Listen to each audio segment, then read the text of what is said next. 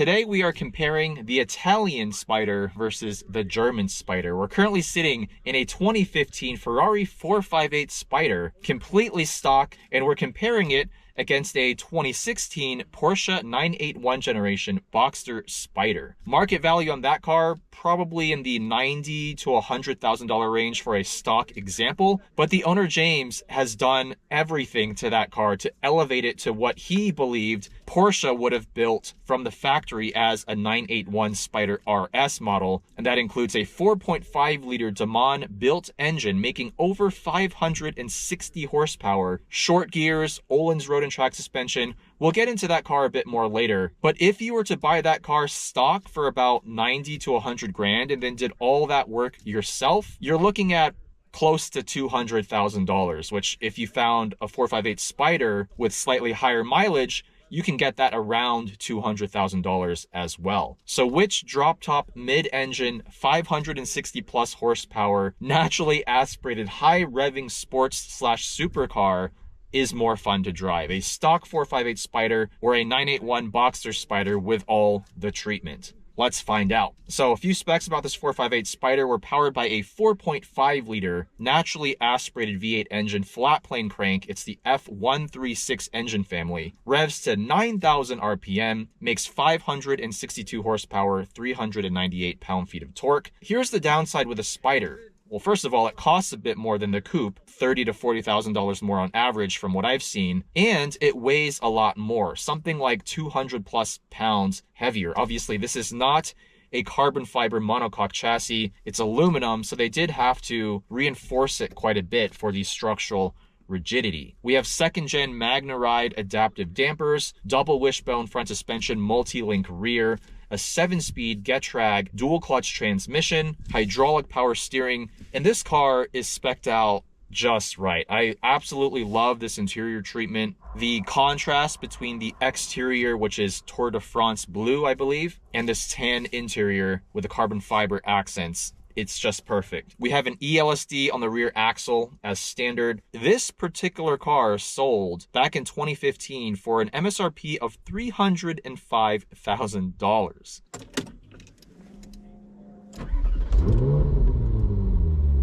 Now, one thing I love about the 458's suspension is that the MagneRide dampers provide this bumpy road mode. So we have the Manatino in race mode currently, which gives us more aggressive ABS, middle setting for the E-diff, the quickest shifting setting for the F1 dual clutch, and it dials back ESC just a bit. Pull the paddle to get into first gear, and we'll go manual mode. Hopefully the audio isn't too bad.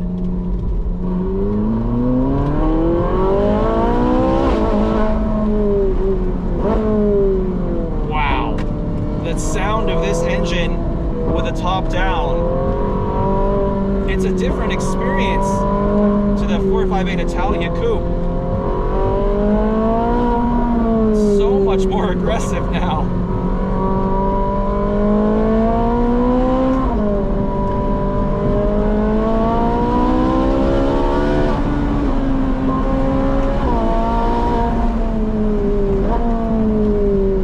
I love how aggressive this dual clutch shifts. You feel every shift. It's not buttery smooth like a modern PDK. It's a very emotional transmission, and I'm actually glad this car doesn't have a manual.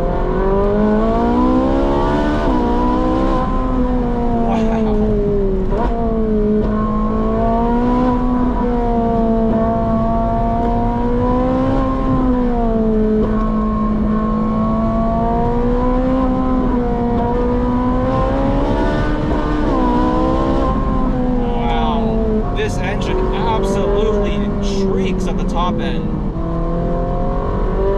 Very quick and light steering. Not a ton of feedback, to be honest. These downshifts, oh my goodness, they're so zingy and snappy. First gear.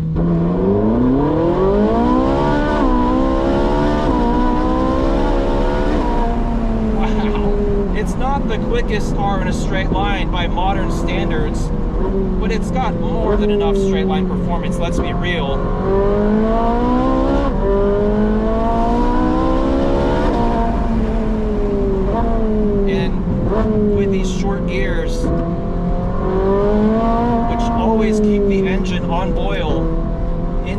band.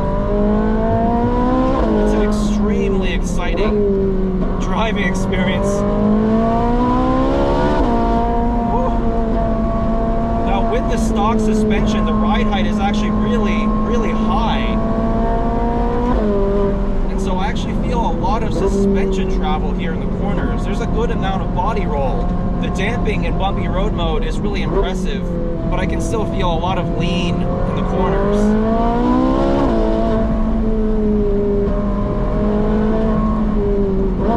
Nice brake feel. It's not overly grabby. You can actually modulate these brakes very nicely, which I appreciate. Oh yeah.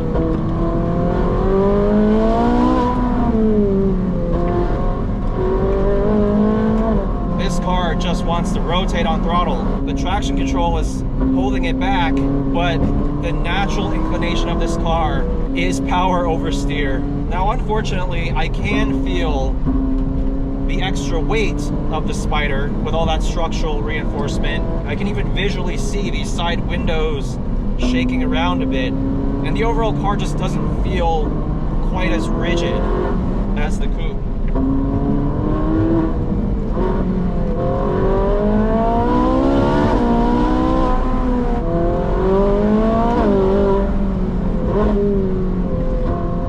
Such a quick steering ratio. I wish the steering had more weight. It's just a little too light. I love this throttle response. You can just fine-tune that pedal with the right foot so easily.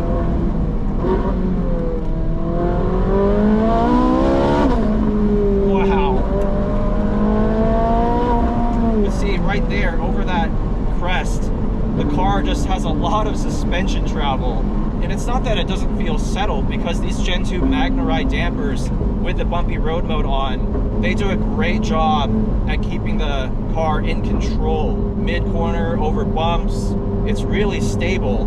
But I just feel like the responses of the car in terms of the front end and the rear end, the way it moves through the corner, everything is slightly delayed because the suspension just takes that extra few milliseconds to respond.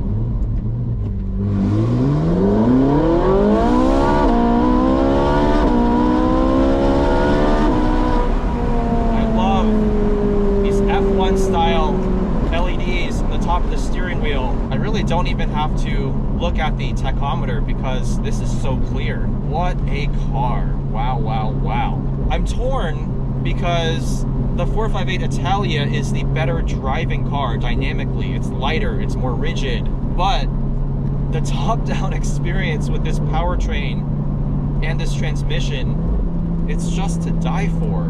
When I just tip into the throttle, the sound of that engine is just absolutely incredible. This honestly might just be internal combustion engine at its finest. Or is it? Let's hop into that 981 Spyder now with the Deman Motorsport engine in short gears and see if that's still the better 4.5 liter Spyder.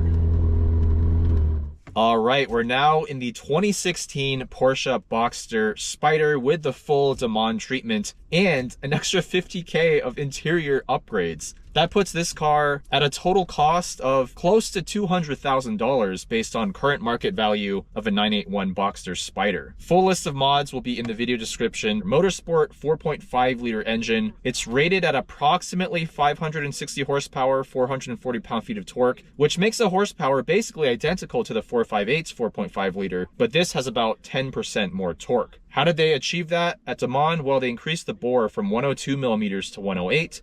We have upgraded pistons, connecting rods, and a stroker crankshaft. We also have the Deman headers by Fabspeed, a GT4 Clubsport intake, a lightweight single mass flywheel, which, as you'll see in a second, does take some getting used to, a guards LSD, and Most importantly, perhaps, the short gearing. Gears 2 through 5, this is a lot shorter than stock now. I think the second gear stock goes to 82 miles per hour. This now tops out around 67, 68 miles per hour. We have the Ohlins Road and Track Coilovers. I've always been impressed with Ohlins Road and Track on every Porsche I've driven. And we have some beautiful HRE R101 Lightweights wheels. On the exterior, we've got an RS carbon hood with NACA ducts, a GT4 front spoiler lip. Interior is absolutely insane. That's right, $50,000 worth of upgrades here. We have a 911R shift knob. These seats have been reupholstered. Basically, every touch point of the car has been redone. It's absolutely exquisite. Now, a few other details here. We have strut front and rear suspension, far inferior, in theory,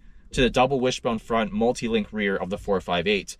But crucially, this car weighs a lot less, around 3,000 pounds, which is about 500 pounds lighter than the Ferrari. Let's see how all of that translates to the driving experience as that F136 V8 barks to life.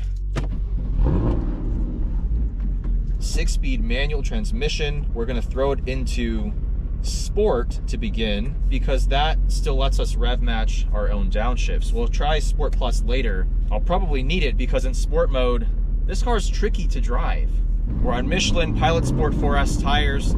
Forgot to mention the Ferrari is on Pirelli P0s, so a pretty mild summer tire on both cars.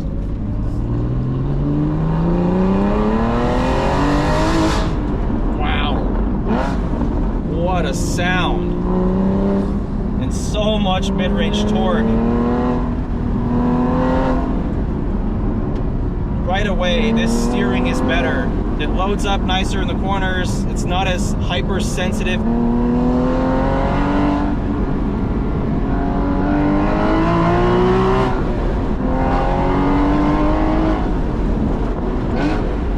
Wow, those downshifts. This lightweight flywheel actually makes a lot of sense when you're driving the car hard because you can just nail those downshifts very easily without too much throttle input.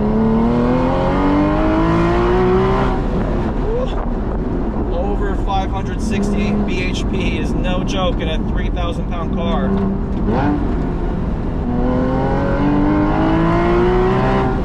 The shifter feels stock. And that is to say, it's precise, but not the best. Not the best from Porsche.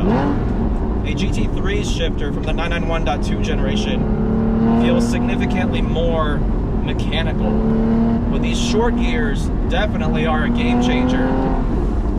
No more annoying RPM drop from first to second. And these Ohlins Road and Track Coilovers are so good on a bumpy road.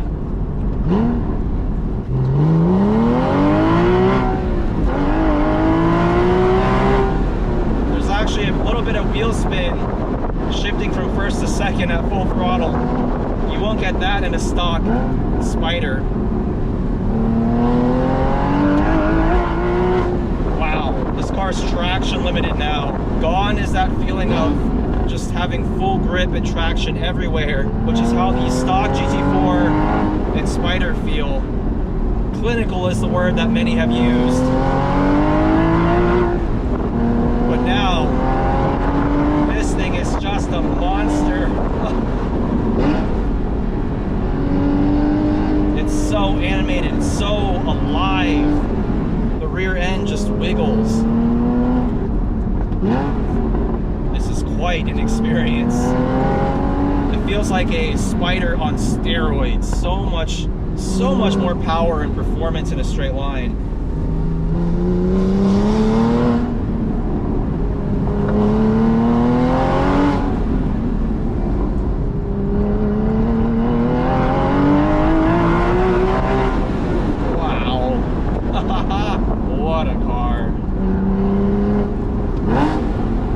Still doesn't have that really high-pitched, energetic top-end feel and sound and power delivery of the 458, but the broader torque curve and just the sheer output of this engine in the mid-range all the way up to the top end, it's so impressive. It's a more flexible engine than that 458's V8. A bit less emotional at the same time, but that's the trade-off, right?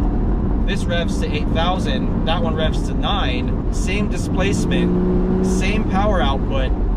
The difference is going to be in the mid-range.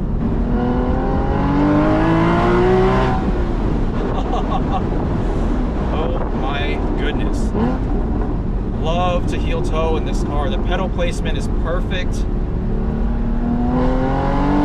I do enjoy the sharper front end response of this car. It's more confidence inspiring.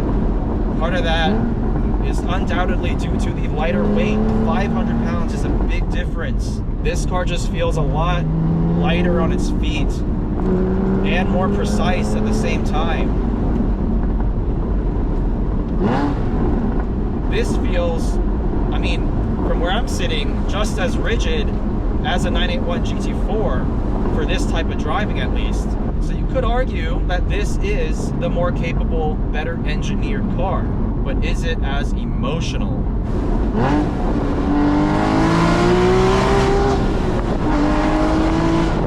To say it's not emotional would be an absolute lie, but there's still just that little bit of zing that's missing with this car compared to that 458, and even compared to a stock, say 991.2 GT3, and compared to the Spyder RS of the 718 generation, this is still just missing that secret sauce, if you will.